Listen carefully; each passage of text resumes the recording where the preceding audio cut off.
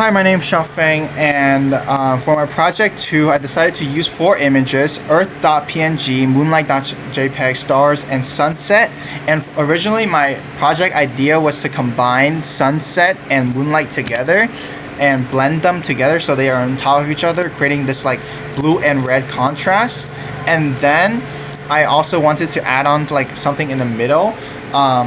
It was originally going to be like a tree or a moon or something, but what I figured out is I also needed to use edge detection, so I figured that it was best to use Earth since there's multiple elements. And I found these pictures from Pixabay, which are royalty free and free to use, so that's also a plus. And also use star JPEG as a like kind of like stars, in the sky, so it's kind of like setting the scenery.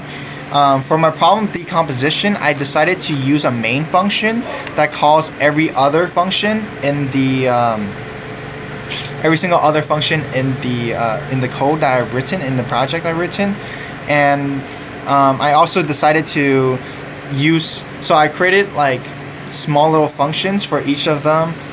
For example, my blend function, I had one function that would kind of like open the files, and then also like getting the common sizes of each of them, like each of the images, and then so we can combine them, because we're not allowed to use resize. So the alternative to that is finding the minimum of the width and height, which is what I did here in this function right here, and I will return the width and height that is common to both of the images, and that's the and the minimum would basically achieve that because that's like whatever the smallest picture, and then fit that into that kind of thing.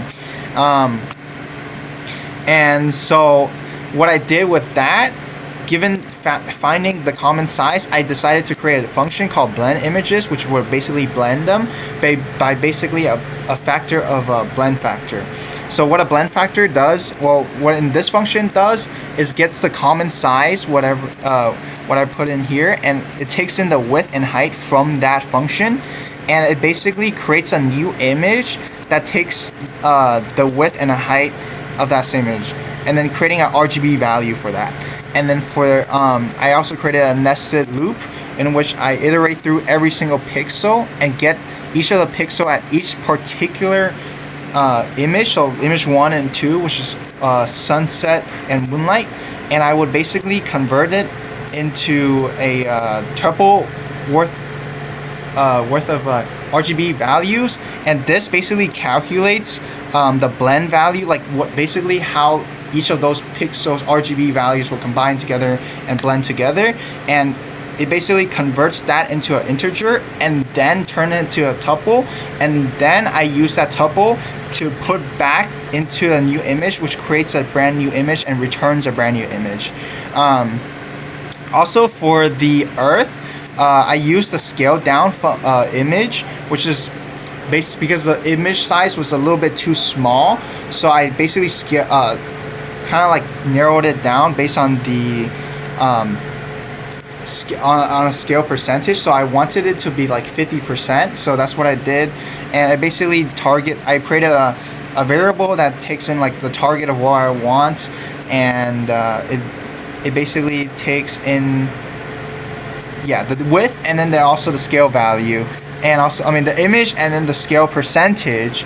And then I create a new image with that. So I basically shrink it, and then I created a new one. So I took the original and shrinked it and created a new one that can be used, and then iterate through each of the pixels so that it could be shrink to the original size and shrink to a percentage of the scale, basically, and return that image.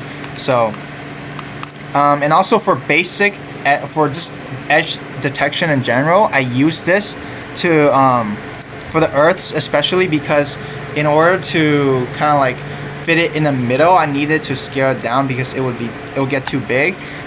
So this one would kind of like create a new image, and then kind of like, because the original Earth image had like transparencies, so I had to like figure a way to not only get rid of like, or have it ignore transparencies, but also like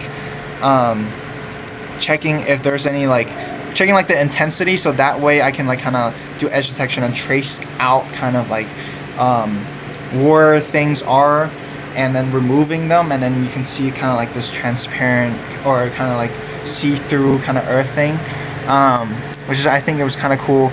And it basically uses like also like a for loop. It goes through each of the width and height. This -1 is just like check to make sure it's like within the index, so it doesn't get out like the tuple, and stuff like that. And then also checking like if it's like yeah, they just calculating the intensity and then seeing whether or not to remove it, or put it somewhere else basically, or put a different value, actually put it like black, for example. Yeah, and then also resize. I definitely resized the earth a little bit. Oh wait, never mind.